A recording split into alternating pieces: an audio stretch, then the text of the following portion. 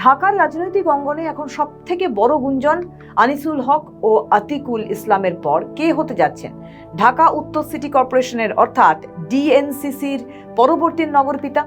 নির্বাচন যত ঘনিয়ে আসছে, রাজনৈতিক বিশ্লেষকদের দৃষ্টি ততই নিবদ্ধ হচ্ছে জামায়াত নেতা সেলিম উদ্দিনের দিকে।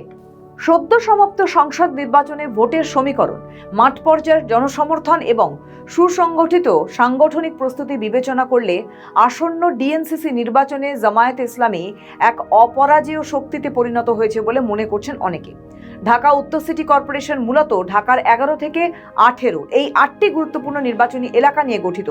গত 12 ফেব্রুয়ারির সংসদ নির্বাচনে এই আসনগুলোতে বিএনপি জোটের থেকে জামায়াত জোট প্রায় 25,000 ভোট বেশি পেয়ে নিজেদের শক্তির জানান দিয়েছে। শুধু তাই নয়, এই 8টি আসনের মধ্যে 5টি আসনই এখন সরাসরি জামায়াত জোটের দখলে রয়েছে।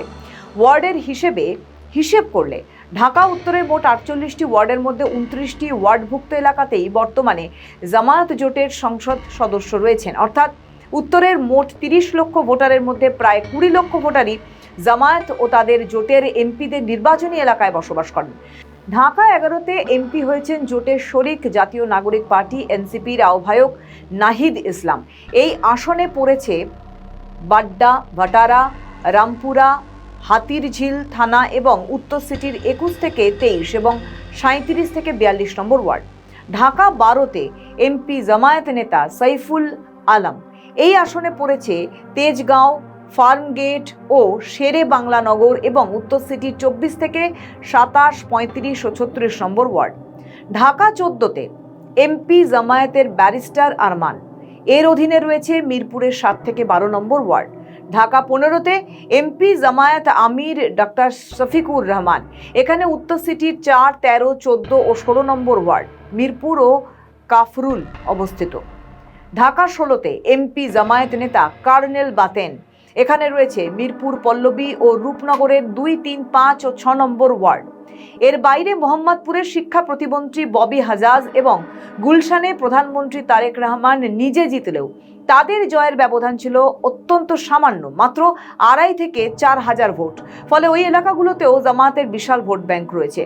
ঢাকা উত্তরে জামায়াতের হেভিওয়েট প্রার্থী ইসলামী ছাত্র শিবিরের প্রাক্তন কেন্দ্রীয় সভাপতি সেলিম উদ্দিন। ঢাকার জামায়াত নেতারা বর্তমানে তার নেতৃত্বে সম্পূর্ণ ঐক্যবদ্ধ এবং দলটির সংসদ সদস্যরাও তাকে মাঠ পর্যায়ে পূর্ণ সহযোগিতা করছেন। অন্যদিকে এখানে বিএনপির সম্ভাব্য প্রার্থী উত্তর সিটি বর্তমান প্রশাসক ও যুবদল নেতা শফিকুল ইসলাম। গত সংসদ নির্বাচনে জামায়াত আমির ডক্টর শফিকুর রহমানের কাছে তিনি প্রায় 21,000 ভোটের বিশাল ব্যবধানে পরাজিত হন। সান্ত্বনা পুরস্কার হিসেবে তাকে প্রশাসক করা হলেও মিরপুরের বাইরে পুরো ঢাকায় তার চেয়ে জনপ্রিয় নেতা বিএনপিতেই আছে। ফলে বিএনপির ভেতরের এই আভ্যন্তরীণ কোন্দল ও ঈর্ষা শেষ পর্যন্ত জামায়াতকেই লাভবান করবে। উত্তরা আসন থেকে এনসিপির আরিফুল ইসলাম মেয়র প্রার্থী হতে চাইলেও দলটির সাংগঠনিক লোকবল কম হওয়ায় আলাদা নির্বাচন করা তাদের জন্য ঝুঁকিপূর্ণ। বিশ্লেষকদের মতে এটি মূলত একটি নির্বাচনী চাল। এনসিপির মূল লক্ষ্য ঢাকা দক্ষিণ সিটিতে প্রাক্তন উপদেষ্টা আসিফ মাহমুদ সাজিব ভুঁইয়াকে মেয়র বানানো। দুর্নীতি ও নানামুখী বিতর্কের পর আসিফ মাহমুদের রাজনৈতিক অস্তিত্বের জন্য এই জয় অত্যন্ত গুরুত্বপূর্ণ। দক্ষিণে জামায়াতের সম্ভাব্য প্রার্থী ডাকসু ভিপি সাদিক কায়েম হলেও এটি জামায়াতের একটি বার্গেইনিং বেট বা দর কষাকষির কৌশল।